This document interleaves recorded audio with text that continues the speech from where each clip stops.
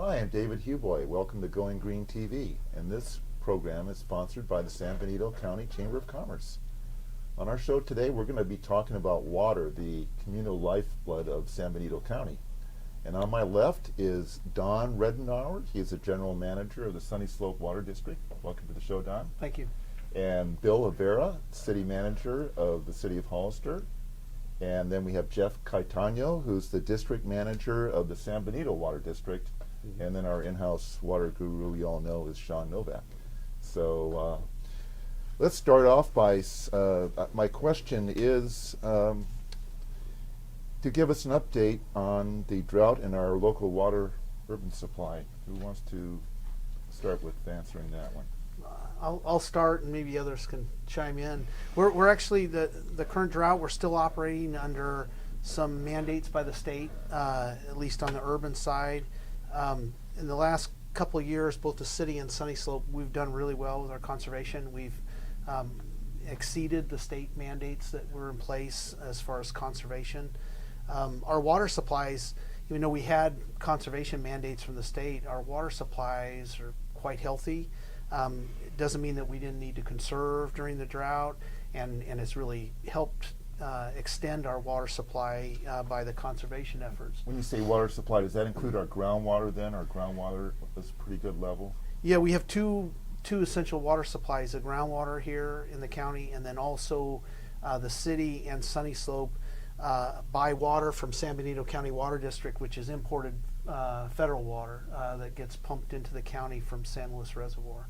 And we've seen cutbacks. This year is significantly better in than the last year, but we really have benefited from really San Benito County Water District's efforts, on our behalf to store water from year to year, unused water, and then they've also gone out and purchased additional water supplies on our behalf. They also do a good job here of managing the groundwater. So while we've seen groundwater levels drop a little bit, not at levels to be alarmed about. And so we still have, really substantial groundwater supplies here.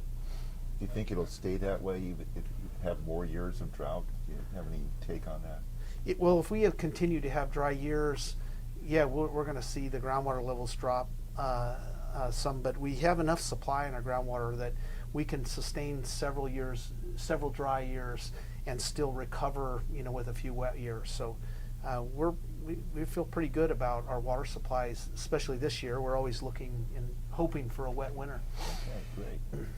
I understand that agriculture uses about 70% of our water. How do we look at in terms of our agriculture industry? The agricultural industry has not really suffered significantly from the drought. Like Don was mentioning, when we started this drought, we had basically a full groundwater basin. So with the importation and of the San Felipe water, the imported federal water, over the last 20 years, the district has been able to basically refill that basin. So when we started out the drought, again, like I said, we had basically a full basin, so there was an ample amount of water to be able to draw from. In addition to that, even though we've had restrictions on what we've been able to bring in through the federal system because of the drought and the administrative issues about pumping, the district has been able to secure additional water from outside of those systems and buy it on the spot market. So we, even in this last year, we basically had about 17 or 18,000 acre feet of water to work with, and it normally takes us, to have full supplies of about 20 to 25,000 acre feet. So we did pretty well. It was more expensive to have to purchase that water on the open market, but at the same time, we were still able to deliver a significant amount of water and be able to supply the agricultural customers with that. Getting back to the M&I side, the district actually has about 2 years of water stored outside of the district and within the district for the M&I customers. So we could go without water completely from the imported system for 2 years and still have enough water to supply basically, about the basic needs of everybody within the city of Hollister and Sunnyslope. Where's that water stored? We have some of that water is stored in San Justo, the reservoir that we have here, and some of the rest of it is stored in a water bank that's called semi-tropic down in Wasco. So what we do is we do exchanges. So that water that's stored down there in Wasco, we would exchange with somebody else and take their water, and then they would take that water that we have stored in Wasco down in semi-tropic. And again, that's about a 2-year supply, even if we had no other water. And it's even in the very worst year that we had, we still got a 25% of our contract amount. So.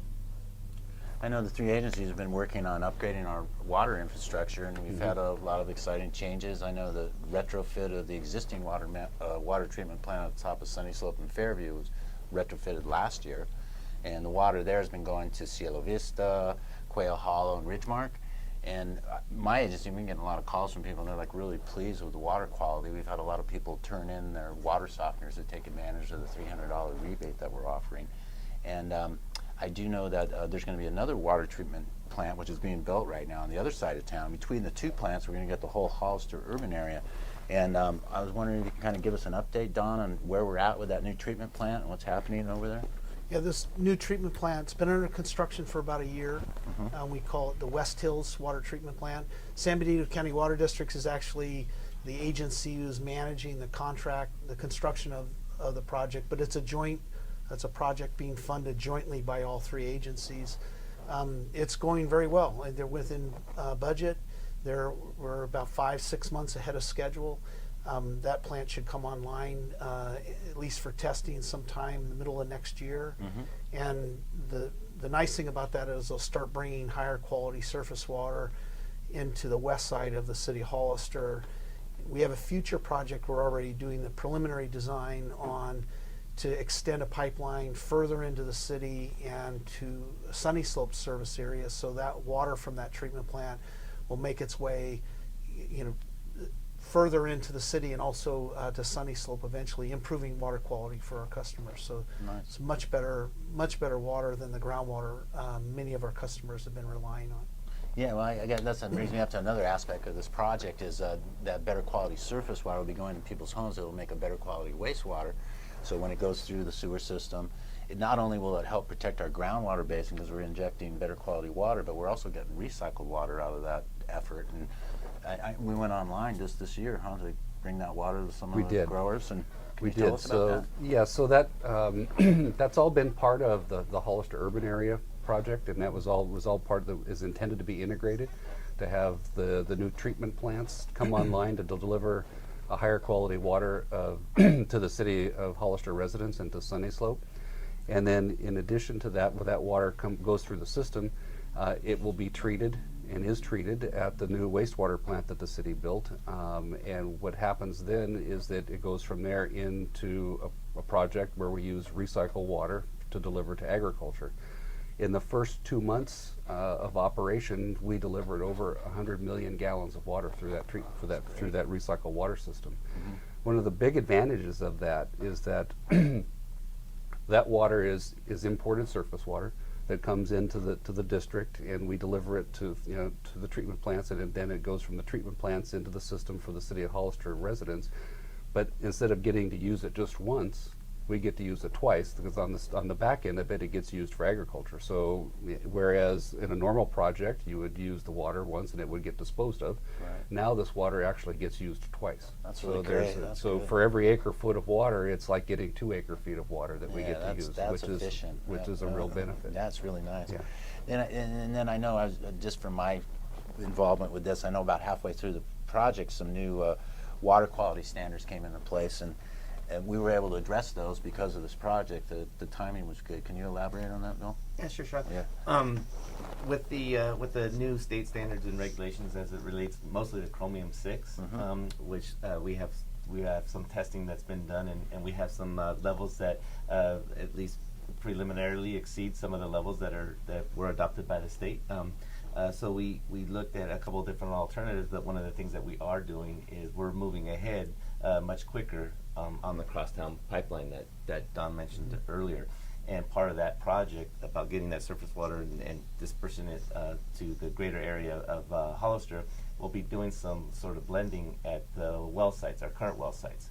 So what will happen as we draw water from the groundwater basin, we'll blend it with the surface water, and which becomes much more efficient and cheaper because wellhead treatment is very expensive. So we're saving millions of dollars by just moving forward with the crosstown pipeline probably sooner than later. But it helps on the quality of that water. Yeah, because California is the only state in the country that had these real stringent quality standards, because it was 100 parts per billion before, and now it's 10 parts per billion? Per billion, yes. Per billion. Yeah. So that's quite a swing there.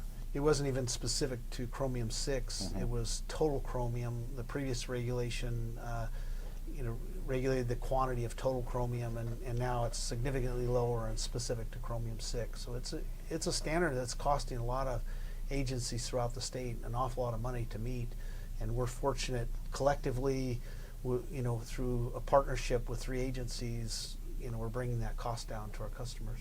Yeah, and the project, the Hollister Urban Area Water Project, helped with that. I mean, it could have cost an extra millions and millions, right? Yeah. So that's good. That's good news.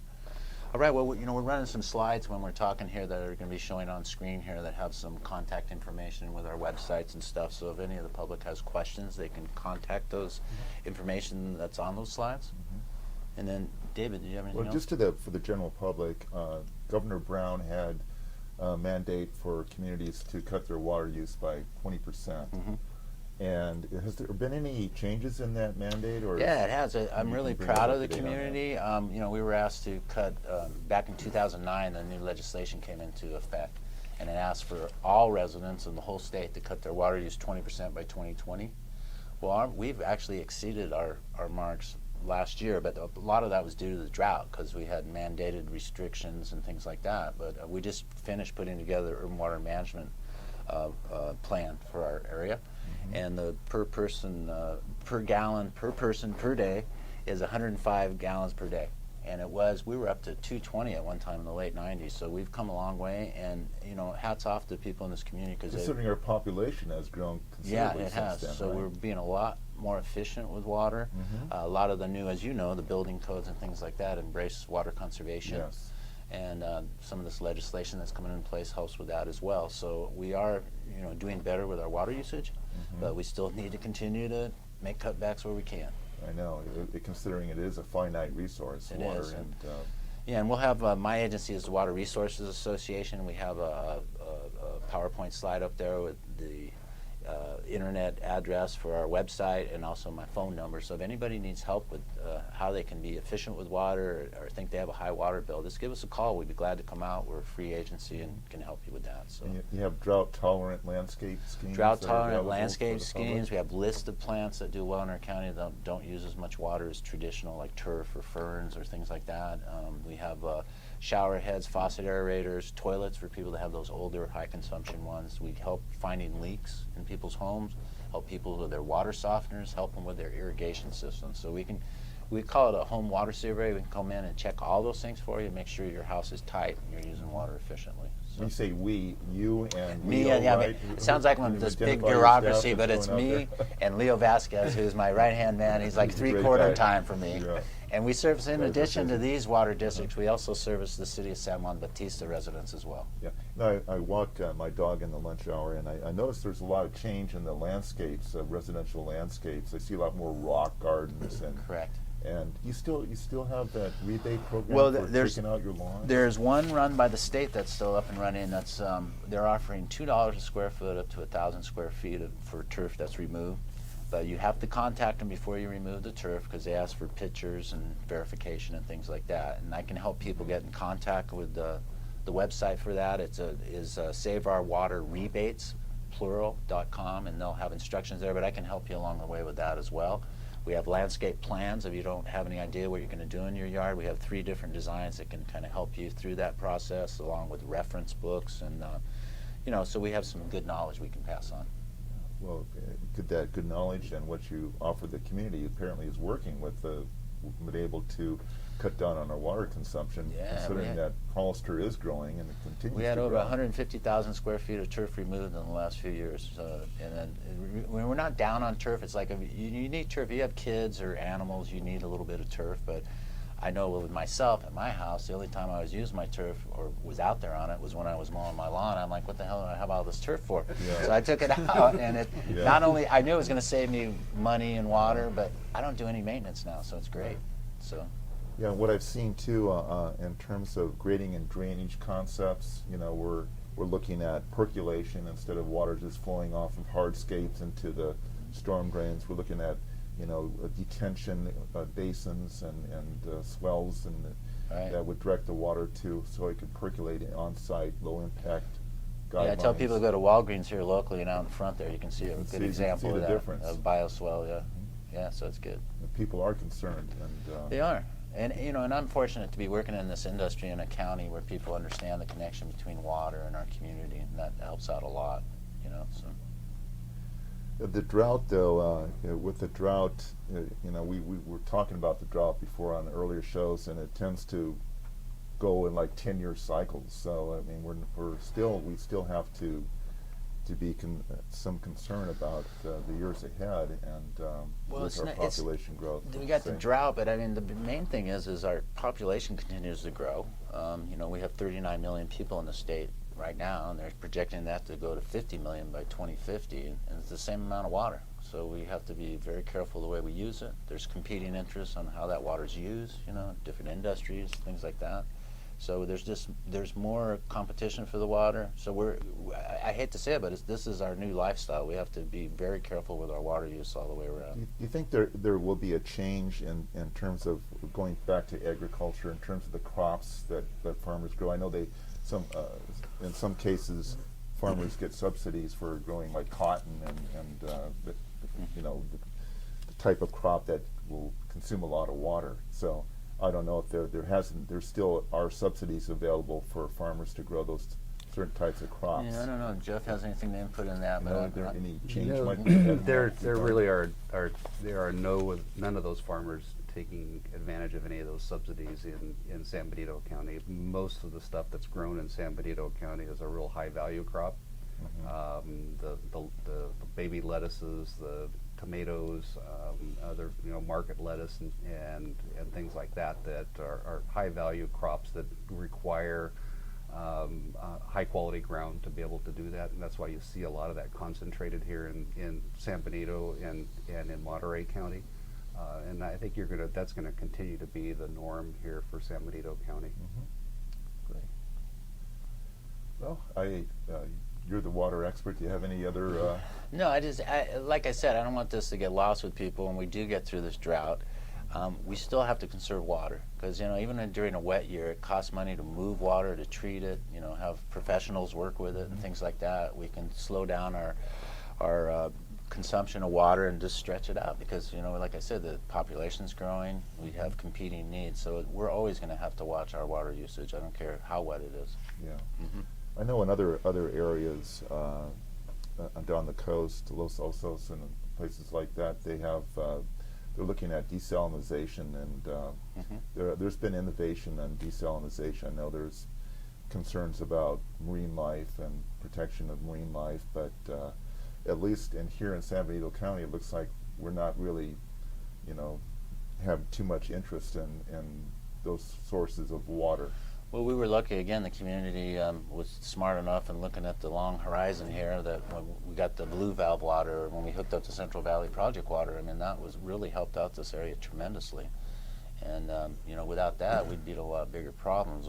If all we were counting on was our groundwater and our natural rainfall, by having that imported water that we bring in to supplement our local water supply, we'd be in big trouble. So we're lucky. Our groundwater managed, the San Benito County Water District's done a great job at managing our groundwater basin. Yeah. We had discussions before on the Green Committee about gray water reuse for landscaping. Has there been any Well, they've progress loosened on up that? the use of gray water as far as laundry to landscape systems, so you don't need a permit to put one of those in. So there is that available to customers, but I mean, like the agencies here, we are actually using recycling our water, which, you know, we need that flow in the sewer. So that's actually being used now, which is great. But homeowners can still do the laundry to landscape thing. If you do over 200 gallons per day in gray water, you need to get permits and go through the whole permitting process. But those simple systems, they're available right now, and if people are interested, and I can direct them to where they can get more information on that.